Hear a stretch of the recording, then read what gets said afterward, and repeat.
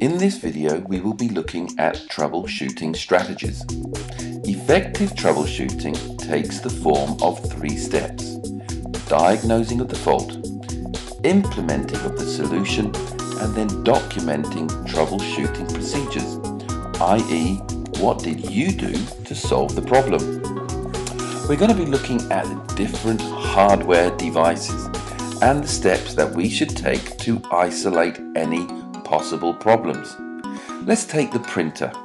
First of all, we need to make sure that the power plug is in the wall socket and that the power is actually switched on. We need to make sure that the power plug is also connected to the printer.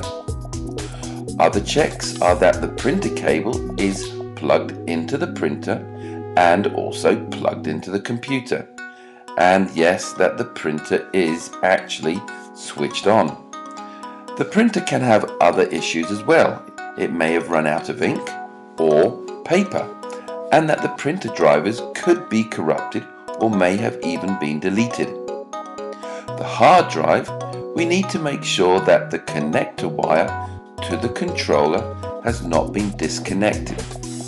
And we need to find out if the hard disk has been formatted or not. If it has been formatted, then all the data will have been erased. And yes, we need to make sure that the internal battery is not flat. For monitors, the brightness and contrast controls may have been adjusted. So we're going to need to readjust them in order to be able to show the image.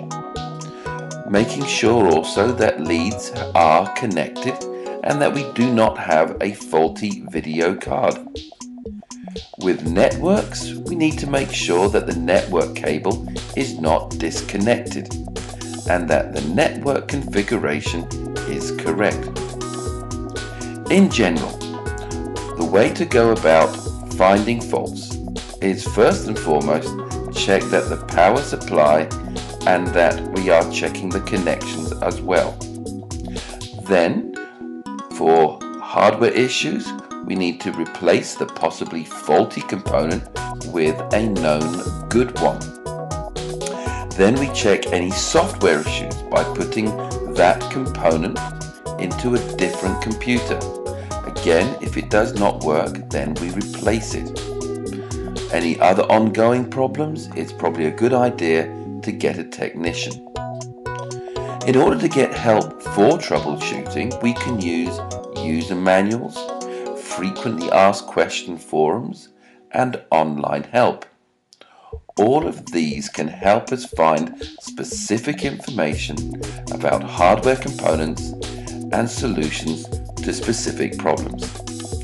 Thank you for listening to this video. Bye-bye.